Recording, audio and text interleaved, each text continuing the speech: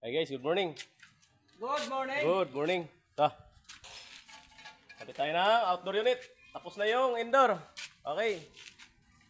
Ayan. Outdoor na naman. Isa. Babalutin na lang yan guys. Ayan. So, okay na po yan. Ayan. Saka na natin yan balutin pagka napinis na to kasi puro magkakasunod dito. Sabay na yung drain. Ayan. Oh! Laglagan yan. Huwag mo mamaya na. Wala na laglag. Wala. Binilang ko. Ayan. So guys, tape ko pala. Ayan.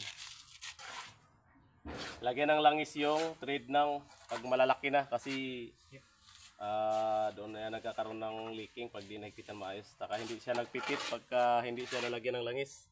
Saka pumipihit yung piping pagka hindi nalagyan ng langis. Ayan. Hindi ibang landas. Kaya kailangan ng langis. Pero wag lang ipasok doon sa butas kasi magkakaroon ng chemical reaction yung pag naghalo sa preyon. So dito lang sa thread lang, thread. Okay? Langis nilang Alvin, use oil eh. Kasi dami kong na-encounter niyan pag nag-service kami. Diyan nagkakaproblema. Yung mga ibang gawa pagka napunta sa amin.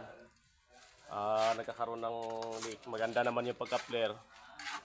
Pero maluwag. Pag hinigpitan mo, malaki pa yung clearance. So, pag nilagyan mo ng langis, ang laki ng laki ng distansya niya. Kaya kailangan ng may langis para madulas.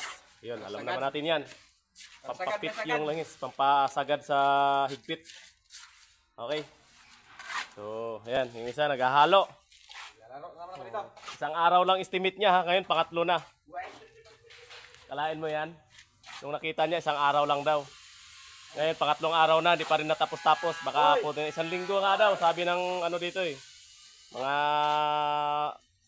nakatira dito, isang linggo daw kami. So, ayan. Puti dito ngayon. Tapusin daw niya ngayon kasi na siya eh.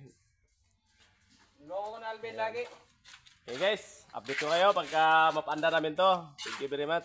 Welcome to my channel. Welcome to my house. Boy, Aircon Technician.